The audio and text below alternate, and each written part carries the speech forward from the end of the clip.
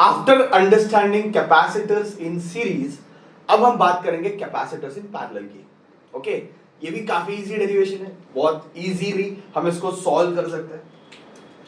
Suppose अभी मैंने 3 capacitor को पैरेलल में लगा दिया। पैरेलल में लगा मतलब मैंने क्या किया बच्चों बताओ? तीनों को 2 पॉइंट के बीच में कनेक्टेड कर दिया। When all capacitors are connected between these 2 points, 2 points के बीच में सारे कैपेसिटर्स कनेक्ट हो गए, तो मैं बोलूंगा कैपेसिटर्स कैसे है? पैरेलल में।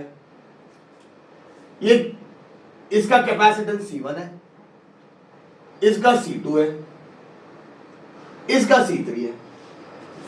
ठीक है, तो कितने कैपेसिटर ले लिए? 3। ओके, कितने कैपेसिटर ले लिए? 3, और तीनों को मैंने पैरेलल में कनेक्ट कर दिया।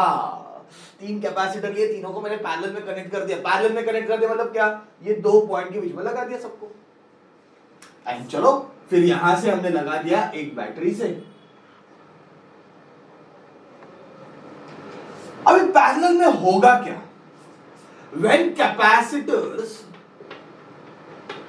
are connected in parallel, when capacitors are connected in parallel, what will happen, my dear students? 2 point के अक्रॉस पोटेंशियल हमेशा क्या रहेगा? सेम रहेगा। यही तो पॉइंट है कि पोटेंशियल सेम रहने वाला है।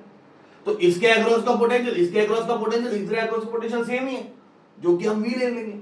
तो potential difference across capacitors is same. चलो ये बात हो गई। अच्छा, सीरीज में क्या हुआ था? सीरीज में सब पे सेम चार्जेस आ गए थे और पोटेंशियल चेंज हो रहा था। यहां पे पोटेंशियल सेम है। अब जैसे यहां से चार्ज आएगा बच्चों, यहां से जैसे चार्ज आएगा, लेटर से क्यू चार्ज आया, तो यहां पे आने के बाद चार्जेस क्या हो जाएंगे? डिवाइड हो जाएंगे। तो उनके उनके कैपेसिटी के हिसाब से, कैपेसिटेंस के हिसाब से चार्जेस आएंगे। अभी सब पे थोड़ी सेम चार्जेस आएंगे। According to capacitance, depending upon value of C1, C2 and C3, इसके ऊपर लेटर से चार्जेस Q1 आ गए, इसके ऊपर Q2 आ गए, इसके ऊपर Q3 आ गए। तो charges on each capacitor is different. मानते हो कि नहीं? तो पैरेलल में जब capacitors are connected in parallel, potential difference same है, चार्जेस अलग है। दिमाग में फिट कर दो। When I say capacitors are connected in series, sorry parallel, capacitors are connected in parallel, तो चार्जेस सब में अलग रहेंगे, पोटेंशियल डिफरेंस क्या रहेगा? सेम रहेगा। तो मैं बोलूं Q is nothing but Q1 plus Q2 plus Q3, चलेगा ना? तो यहां पे जो Q आया, ये Q1 plus Q2 plus Q3, तीनों का एडिशन रहेगा, टोटल चार्जेस। अभी Q1 क्या है? What is Q1? It is C1V, बराबर है कि नहीं? पोटेंशियल डिफरेंस चलो V ले लिया मैंने। Q2 क्या है? C2V।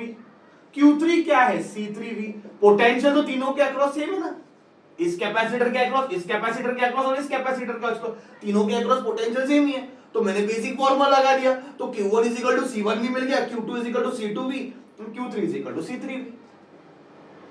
तो C1V plus C2V plus C3V is equal to Q। तो Q इज इक्वल टू क्या आएगा? C1 plus C2 plus C3 भाई V कॉमन निकाल देंगे। अभी इन तीनों के बदले मैंने एक कैपेसिटर लाया जो वही काम कर रहा है जो ये तीनों मिलके कर रहे हैं। भाई तीनों मिलके जितने चार्ज स्टोर कर रहे हैं ये अकेला कर रहा है, तीनों मिलके जितना पोटेंशियल बना है उसने अकेले ने बना दिया। तो ये तीनों के बदले मैंने एक कैपेसिटर ले लिया जो ये तीनों का काम कर रहा है, तो ये तीनों के बराबर है, ये तीनों के बराबर है। अभी ऐसा सोचो, मैंने 3 एम्प्लॉइज हायर किए, तीनों निकम में, मतलब ठीक ठाक है, पर मैंने एक ही ऐसा अप्लाई किया जो तीनों के बराबर काम कर रहा है, उतना ही काम कर रहा है, वही काम कर रहा है, तो ये तीनों का इक्विवेलेंट हो गया। वैसे ही है, तो ये इक्विवेलेंट कैपेसिटेंस हो गया, इसको सीपी बोल देते हैं। क्या बोल देते हैं? सीपी। सीएस हमने किसके लिए यूज किया था? सीरीज के लिए। तो उसमें तो वही चार्ज स्टोर होगा। इसमें कितने चार्ज, तीनों मिला के कितने चार्ज स्टोर हो गए, क्यू, तो इसमें भी क्यू चार्ज स्टोर रहेगा।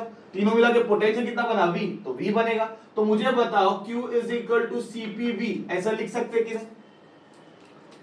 समझा? ये Cp क्या है, ये तीनों का इक्विवेलेंट कैपेसिटर है, ये तीनों के इक्विवेलेंट कैपेसिटर है।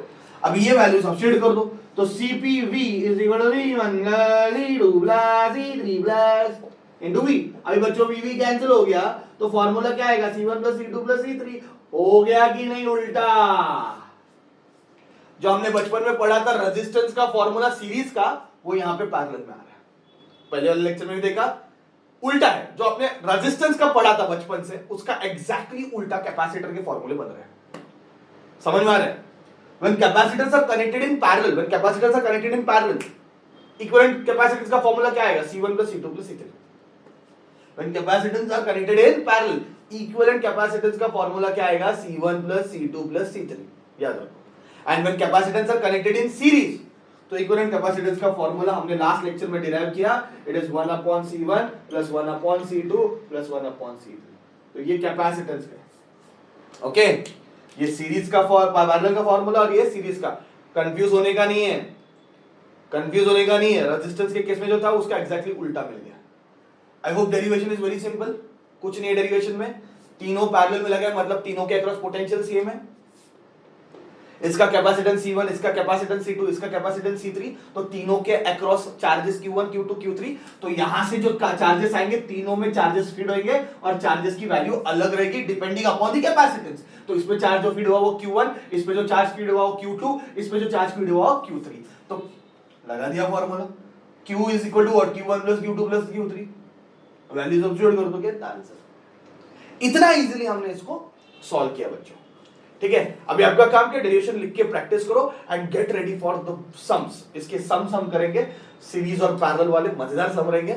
लेट्स सी, पर सबसे पहले डेरिवेशन अच्छे से करो, बहुत अच्छे से करो।